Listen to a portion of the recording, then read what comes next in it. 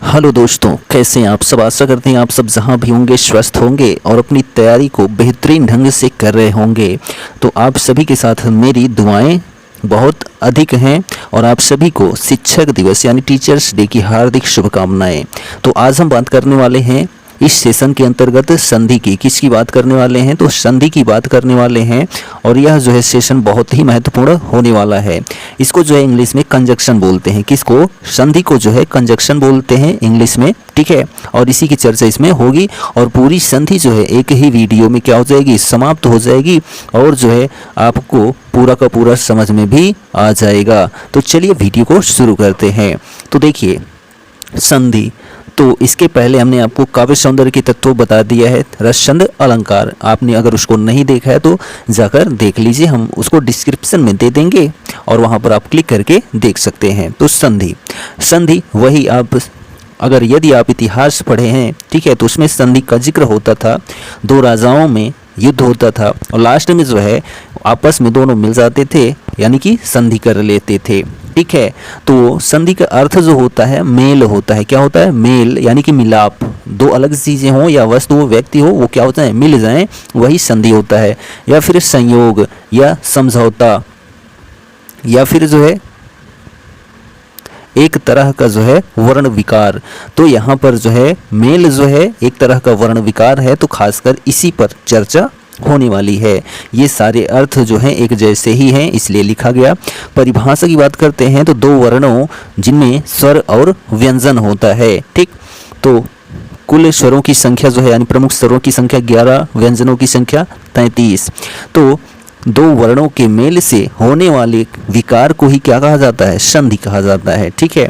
यानी कि दो वर्ण हैं, उनके मेल से यदि विकार उत्पन्न हो जाता है यानी कुछ नया बन जाता है, तो वहां पर क्या हो जाएगा? संधि होगी।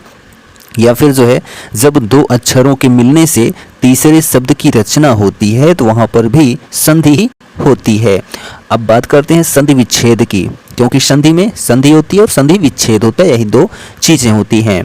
तो उन पदों को मूल रूप में पृथक कर देना ही संधि विच्छेद कहलाता है। किन पदों को? जो दो अलग अलग पद थे उनको क्या कर दिया जाए, ठीक है, जोड़ा गया था तो संधि थी, उनको अलग कर दिया गया तो संधि विच्छेद हुआ। जैसे कि हिम प्लस आलय लिखा गया है, तो यहाँ पर जो है हिम और आलय दो अलग अलग शब्द हैं। हिम से यानी बर्फ हो गया, आलय से यानी कि घर हो गया। तो दोनों को जब मिलाया गया तो हिमालय हुआ था, तो उसको संधि बोली गई थी। और यहाँ अलग कर दिया गया हिम प्लस आलय, तो यहाँ पर संधि विच्छेद हो गया। वैसे ही अति प्लस अधिक, ठीक है, यानी अत्यधिक। रमा प्लस ईश यानी कि रमेश, ठीक है, आदि, यह सभी क्या है? संधि विच्छेद हैं, ठीक। चलिए अब बात करते हैं हम, यहाँ पर नेक्स्ट पॉइंट है हमारा संधि के प्रकार। तो संधि कितने प्रकार की होती है? तो जो है यह 3 प्रकार की होती है। कितने प्रकार की? 3 प्रकार की होती है। वो भी कौन कौन सी? तो स्वर संधि, व्यंजन संधि और विसर्ग संधि, ठीक।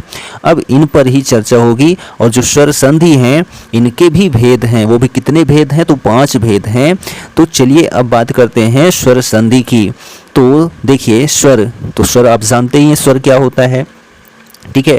तो दो स्वरों के पास पास आने से जो संधि होती है या बनती है उसे स्वर संधि कहते हैं।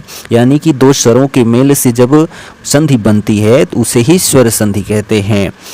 या फिर जो है दो स्वरों से उत्पन्न विकार या रूप परिवर्तन को ही स्वर संधि कहते हैं, ठीक। जैसे कि विद्या प्लस अर्थी यानी कि विद्यार्थी। अब इसमें कहोगे कि सर इसमें स्वर कैसे अलग अलग हैं, ठीक है। तो यहाँ पर देखिए विद्या का जो उत्तर पद है, ठीक है, इसमें बड़े आ की मात्रा है। और यहाँ पर जो अर्थी है इसका जो पूर्व पद है यानी आ, बड़ा आ प्लस आ क्या बन गया? बड़ा आ बन गया, यानी कि यहाँ विद्यार्थी हो गया। तो यही देखिए आप, जो स्वर थे एक बड़ा आ था एक छोटा आ था, इन दोनों से क्या हुआ? विकार उत्पन्न हुआ, तो यहाँ पर बड़ा आ बन गया, ठीक है, इससे विद्यार्थी बन गया। तो आप समझ गए होंगे। सूर्य प्लस उदय यानी कि सूर्योदय।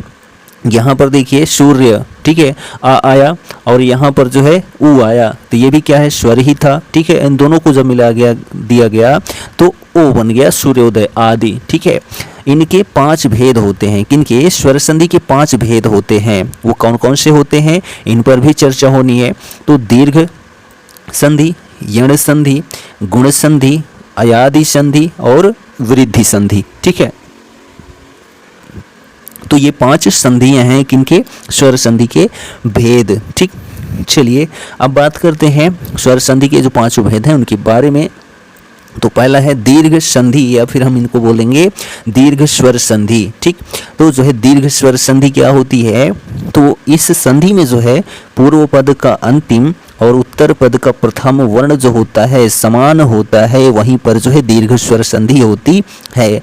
जैसे हमने बोला था विद्यार्थी, ठीक है, क्या बोला था, विद्यार्थी बोला था। ठीक है, इसमें क्या है, पूर्व पद का अंतिम और उत्तर पद का प्रथम विद्या, तो विद्या में क्या आ गया, बड़ा आ गया। ठीक है, प्लस जो है अर्थी आया था, तो इसमें क्या आ गया, देखिए पूर्व पद का अंतिम आपका बड़ा आ है, ठीक है, उत्तर पद का जो है प्रथम आपका छोटा आ है।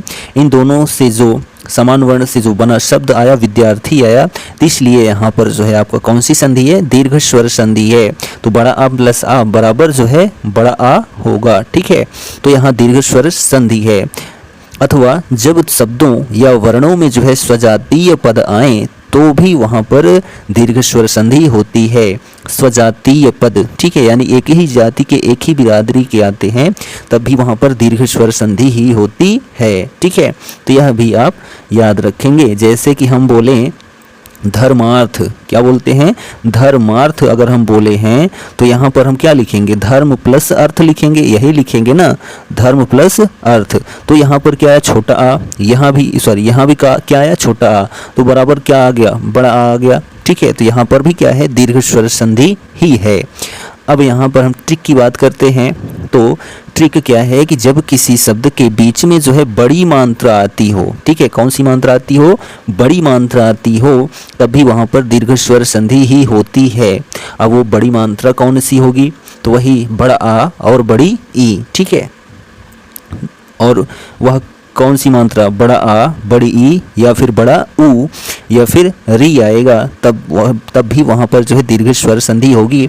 और संधि विच्छेद करने पर जो है स्वजातीय पद जैसे कि आ प्लस बड़ा आ प्लस आ, ई प्लस ई यानी बड़ी ई, ऊ प्लस ऊ या फिर जो है बड़ा ऊ प्लस ऊ, री प्लस री आए तो भी वहाँ पर जो है दीर्घ स्वर संधि ही होती है। ठीक, यानी कि यहाँ पर पूर्व पद और उत्तर पद जो है आपका ऐसा अगर यदि रहता है तब भी वहाँ पर जो है दीर्घ स्वर संधि ही होगी। ठीक, उदाहरण के लिए आप देख लीजिए, यहाँ पर कई सारे शब्द लिखे गए हैं। ठीक है, सभी से यहाँ पर, ठीक है, पितृणम, ठीक है, तो पितृ प्लस जो है ऋणम हो जाएगा। ठीक है, और यहाँ पर जो है गुरुपदेशा, गुरु प्लस उपदेशा, ठीक है, विद्यार्थी विद्या प्लस आर्थी, ठीक है, गिरीश गिरी प्लस ईश, ठीक है, भानुदय भानु प्लस उदय।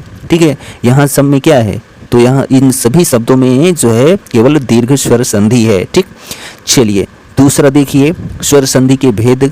तो गुण स्वर संधि। अब गुण स्वर संधि क्या होता है, तो ध्यान दीजिए, गुण स्वर संधि।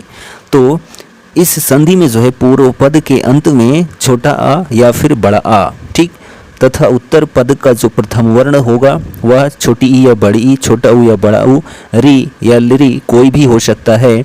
और दोनों के स्थान पर जो है क्रमशः ए ओ अर अल हो जाता है।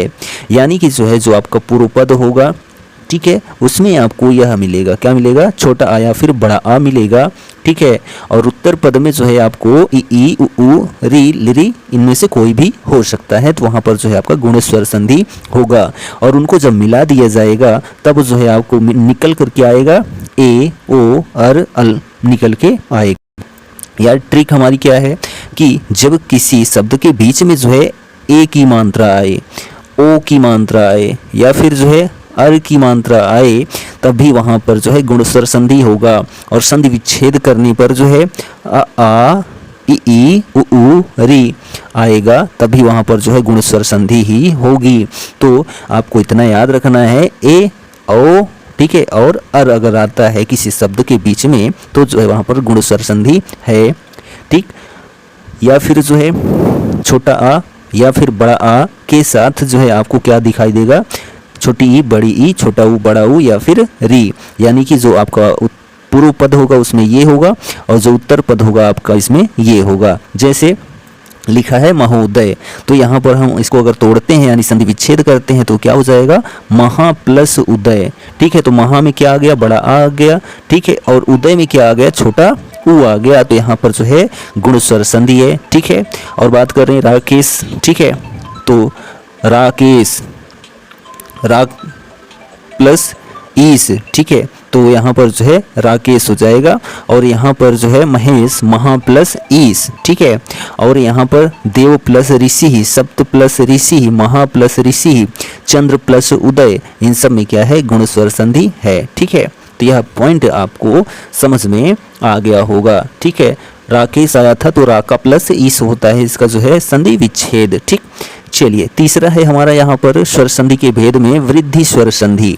अब वृद्धि स्वर संधि क्या होती है, तो ध्यान दीजिए कि इस संधि में जो है पूर्व पद के अंत में छोटा आ या फिर जो है बड़ा आ, और उत्तर पद के अंत में जो है उत्तर पद के प्रथम वर्ण में जो है ए ओ औ कोई भी हो सकता है, और दोनों के स्थान पर जो है क्रमशः ए ओ प्रयोग किया जाता है। ठीक, तो आपने क्या देखा कि जो पूर्व पद होगा उसमें छोटा आ या बड़ा आ रहेगा, गुण स्वर संधि में भी यही था। ठीक है, लेकिन उत्तर पद का जो प्रथम वर्ण होगा उसमें जो है आपको कुछ अलग दिखाई देगा, ए ओ औ दिखाई देगा। ठीक है, और इसमें आपकी पहचान क्या होगी, ए औ की मात्रा लगी रहेगी बीच में, तो जान लेना यहाँ पर वृद्धि स्वर संधि है। ठीक, या फिर जो है ट्रिक हमारी क्या है कि जब किसी शब्द के बीच में ऐ की मात्रा या फिर औ की मात्रा आए तब भी वहाँ पर जो है संधि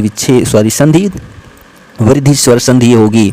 और संधि विच्छेद पर जो है क्या करना होगा, छोटे आ या फिर बड़ा आ के साथ क्या रहेगा, दूसरे पद में ए ऐ ओ औ आया रहेगा, तो तब भी वहाँ पर वृद्धि स्वर संधि होगी। या फिर जो है छोटा आ बड़ा आ के साथ जो है ए ऐ ओ औ आया रहेगा। ठीक, अब उदाहरण के जरिए हम समझ पाएंगे कि हाँ यह सही है कि नहीं। ठीक है, तो यहाँ पर जो है यहाँ पर देखिए तत्र वो लिखा है, तो तत्र प्लस ए वो लिख दिया जाएगा। क्या लिख दिया जाएगा, तत्र प्लस ए वो बराबर तत्रैव। ठीक है, यहाँ पर क्या देखा आपने, छोटा आया है, यहाँ पर ए आया है, तो बराबर ऐ की मात्रा आ गई। ठीक है, ऐ की मात्रा आ गई, तो यहाँ पर बताया गया कि ऐ की मात्रा या फिर औ की मात्रा आएगी तो वहाँ पर जो है वृद्धि स्वर संधि होगी। जैसे यहाँ पर लिखा है सदैव, सदा प्लस एव। ठीक है, यहाँ पर देखिए वन औषधि, तो वन प्लस औषधि। ठीक है, यहाँ पर लिखा है परमौषध। ठीक है, तो परम प्लस औषध, महौज, महा प्लस औज। ठीक है, यहाँ पर देखिए महोदार्य, तो महा प्लस महा प्लस औदार्य, रत्नौघ, रत्न प्लस औघ। ठीक है, इन सब में क्या है, वृद्धि स्वर संधि है। यहाँ पर आप क्या देख रहे हैं, ऐ की मात्रा सभी में लगी है और औ की मात्रा लगी है, इसलिए यहाँ पर जो है वृद्धि स्वर संधि का प्रयोग किया गया है। ठीक, चलिए फोर्थ नंबर है स्वर संधि के भेद में यण स्वर संधि। यह क्या होती है,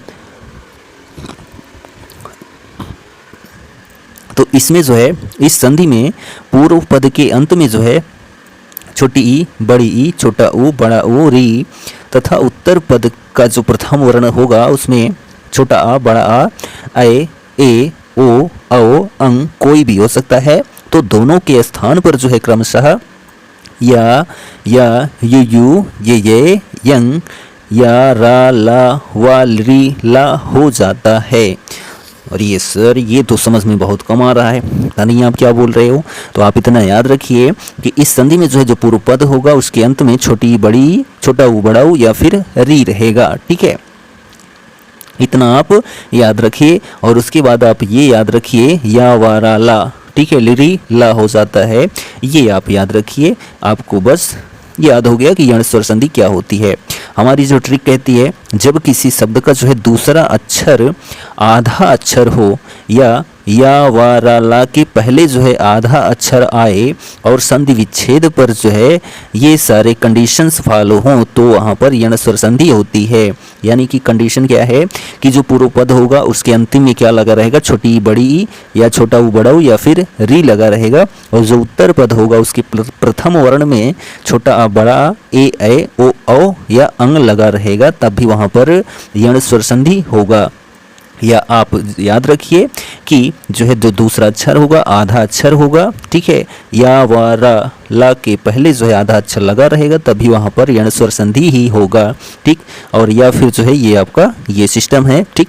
जैसे यहाँ पर उदाहरण लिखा है यद्यपि, तो यहाँ पर हम इसको यदि आप तोड़ते हैं तो क्या हो जाएगा, यदि प्लस अपि, क्या हो जाएगा, यदि प्लस अपि हो जाएगा। तो यहाँ पर आपने क्या देखा कि जो पूर्व पद है उसका अंतिम वर्ण जो है वो क्या है, छोटी ई है, और यहाँ पर अपि है, तो यहाँ पर आपका क्या बन गया, यण स्वर संधि हो गया। यद्यपि इसको आप लिख सकते हो ऐसे द के साथ हलंत और या लिख दोगे तो आपने क्या देखा कि जो द है आधा है और फिर उसके बाद या है, इसलिए यहाँ पर यण स्वर संधि है। प्रत्यर्पण, ठीक है, प्रति प्लस अर्पण, अत्याचार, अति प्लस आचार, प्रत्युपकार, प्रति प्लस उपकार, अत्यंत, अति प्लस अंत, ठीक है, नद्यूर्मी, ठीक है, नदी प्लस ऊर्मी, ठीक, मन मनवंतर, मनु प्लस अंतर, स्वागत, शु प्लस आगत, ठीक है। ये सभी आप देख रहे हैं क्या है कि यहाँ पर यण स्वर संधि ही है, ठीक है। पित्रादेश, पितृ प्लस आदेश, ठीक है, पित्राज्ञा, पितृ प्लस आज्ञा, ठीक है। यह सभी जो है यण स्वर संधि के उदाहरण हैं, ठीक। चलिए, स्वर संधि के भेद का जो पांचवा भेद है, ठीक है, वह कौन सा है, अयादि स्वर संधि। यह क्या होता है, तो इस संधि में जो है पूर्व पद के अंत में ए ऐ ओ औ, ठीक है, क्या बोला कि जो पूर्व पद होगा उसमें ए ऐ ओ औ आया रहेगा, तथा उत्तर पद का जो प्रथम वर्ण होगा उसमें आ ई उ कोई भी हो सकता है। तो दोनों के स्थान पर जो है क्रमशः अय आय अव आव हो जाता है, ठीक। तो यहाँ पर आपको याद ये रखना है कि जो पूर्व पद होगा उसके अंत में ए ऐ ओ औ आया रहेगा, ठीक। और इसमें क्या है कि जो आपका शब्द होता है खासकर 3 अक्षर का होता है, और जो बीच वाला अक्षर होता है वो या रहेगा या तो वा रहेगा, ठीक है। यह भी आप याद रखेंगे। चलिए, हमारी ट्रिक क्या कहती है कि जब किसी शब्द का जो है दूसरा अक्षर या फिर वा हो और संधि विच्छेद पर जो है ए ऐ ओ औ प्लस जो है आपका क्या हो जाना चाहिए, आ ई उ आ जाए, तो वह ऐ आय औ आओ हो जाता है, तो भी वहाँ पर अयादि स्वर संधि ही होती है, ठीक। या फिर जो है ए ऐ ओ औ के साथ क्या आना चाहिए, आ ई उ, ठीक, यानी पूर्व पद में ये आए और उत्तर पद में ये आए, तब भी वहाँ पर अयादि स्वर संधि ही होगी। तो अयादि स्वर संधि जो होता है खासकर 3 अक्षर का होता है, ठीक। अब कैसे 3 अक्षर का होता है तो आप यहाँ उदाहरण के जरिए देख सकते हैं। केवल एक ही शब्द यहाँ पर आपको दिख रहा है, विधायक, ठीक है। इसी में 4 शब्द हैं, अन्यथा सभी में 3 ही शब्द हैं, ठीक। तो जो है नयन, ठीक है, तो ने प्लस अयन जो आपका हो गया नयन हो गया, ठीक है। शयन से प्लस अयन, ठीक है। गय प्लस आयक, सॉरी गायक, गय प्लस अक, ठीक है, तो गायक हो जाएगा। नय प्लस अक नायक हो जाएगा, ठीक है। पौ प्लस अक पावक हो जाएगा। नौ प्लस इक नाविक हो जाएगा, ठीक है। पो प्लस इत्र पवित्र हो जाएगा, ठीक है। रवि प्लस ईस, तो यहाँ पर रवि प्लस ईस रवि जाएगा, ठीक है। पो प्लस अन पवन हो जाएगा, ठीक। तो इन सब में क्या है, अयादि स्वर संधि ही प्रयोग हुई है, ठीक है। तो आप जो है यहाँ पर रवि जो रबीस लिखा है, ये रवे प्लस ईस हो जाएगा, क्या हो जाएगा, रवे प्लस ईस, यहाँ पर जो है रवीस हो जाएगा। तो यह भी जो है आपकी अयादि स्वर संधि ही है। तो आपने यहाँ क्या देखा कि 3 अक्षर का जो आपका शब्द रहेगा और दूसरा अक्षर या फिर वा रहेगा, वहाँ पर अयादि स्वर संधि होता है, ठीक। चलिए, अब हमारी जो दूसरी संधि है, ठीक है, प्रमुख भेदों में, वह है व्यंजन स्वर संधि। कौन सी स्वर संधि है, व्यंजन स्वर संधि है। यह क्या होती है, अभी हम लोगों ने पढ़ा स्वर संधि, अब हमको पढ़ना है व्यंजन संधि। तो स्वर कितने थे, 11 थे प्रमुख, और व्यंजन कितने होते हैं प्रमुख, 33 होते हैं। तो देखिए, व्यंजन से स्वर अथवा व्यंजन के मेल से उत्पन्न विकार को व्यंजन संधि कहते हैं। क्या कहा गया कि व्यंजन से स्वर अथवा व्यंजन के मेल से, ठीक है, व्यंजन से स्वर यानी व्यंजन और स्वर रह सकता है, या व्यंजन ही रह सकता है। इन दोनों के जब विकार से कोई शब्द उत्पन्न होगा तो वहाँ पर व्यंजन संधि होगी, अथवा एक व्यंजन के अनुसार जो है दूसरे व्यंजन या स्वर से मेल को ही व्यंजन संधि कहते हैं। यानी कि व्यंजन व्यंजन हो गया या फिर व्यंजन स्वर हो गया, इन दोनों के विकार से जो है जो संधि निकल के आती है वह व्यंजन संधि होती है।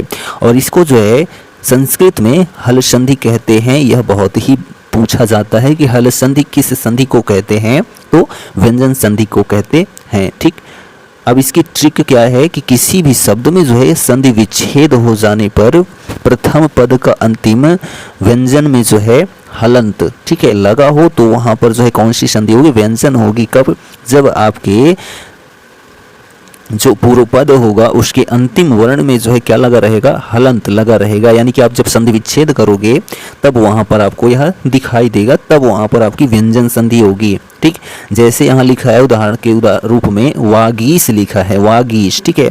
जब हम इसको तोड़ेंगे तो क्या हो जाएगा, वाक प्लस ईस, तो वाक जो का है उसमें हम हलंत लगाएंगे, तब जो है प्लस ईस लिखेंगे, तो इसको जब जोड़ेंगे तो मिलेगा हमको वागीस। ठीक है, वैसे ही वागदान है तो वाक प्लस दान। ठीक है, तो सदाचार लिखा है तो सत्य प्लस आचार होगा, तो सत्य ता में हलंत रहेगा, फिर प्लस आचार लिखा रहेगा, तो ये बन जाएगा सदाचार। तो इनमें आप क्या देख रहे हैं कि जो प्रथम पद यानी पूर्व पद है उसका अंतिम वर्ण में हलंत लगा हुआ है।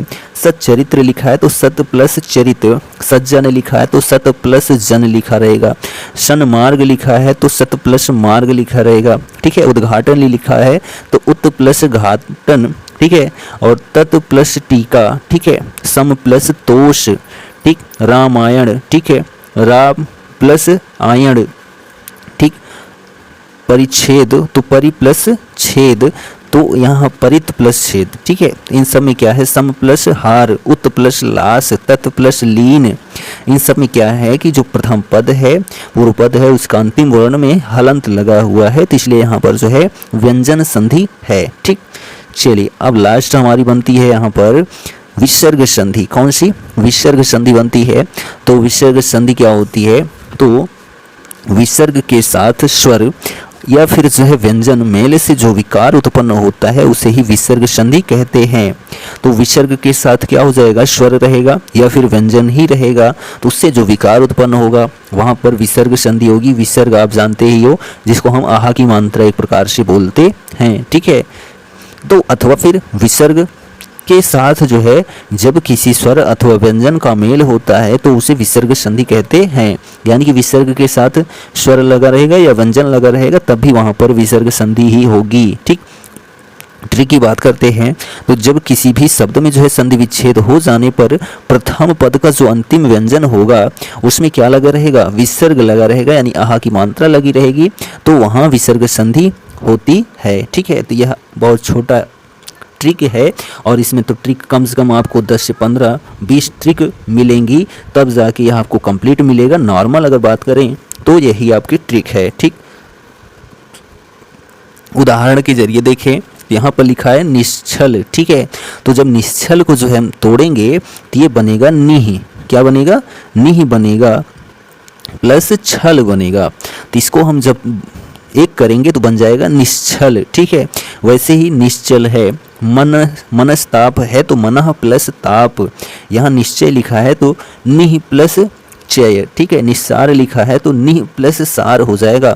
यहाँ दुशासन लिखा है तो दुह प्लस शासन। ठीक, यहाँ पुरस्कार लिखा है तो पुरः प्लस कार। ठीक है, यहाँ पर भास्कर लिखा है तो ठीक है, भह प्लस कार हो जाए, सॉरी कर हो जाएगा। ठीक है, दुष्कर्म दुह प्लस कर्म। ठीक है, निष्पाप निह प्लस पाप, मनोहर मनः प्लस हर। ठीक है, निर्भय में जो है निह प्लस भय। ठीक, निराधार निह प्लस आधार, निर्मल में निह प्लस मल। ठीक है, दुरात्मा में दुरह प्लस दुह प्लस आत्मा, निरोग में निह प्लस रोग, नीरज में निह प्लस रज। ठीक है, यह सभी निर्गुण में नि प्लस गुण। ठीक है, तो इन सभी में क्या है, व्यंजन व्यंजन संधि है। ठीक, सॉरी विसर्ग संधि है। कौन सी संधि है? विसर्ग संधि है। तो यह जो है हमारा संधि का सेशन जो है कंप्लीट होता है।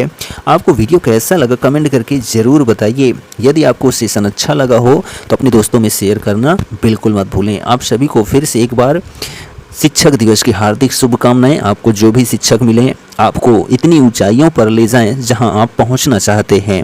तो मिलते हैं नेक्स्ट वीडियो में, तब तक लिए जय हिंद, जय भारत, वंदे मातरम।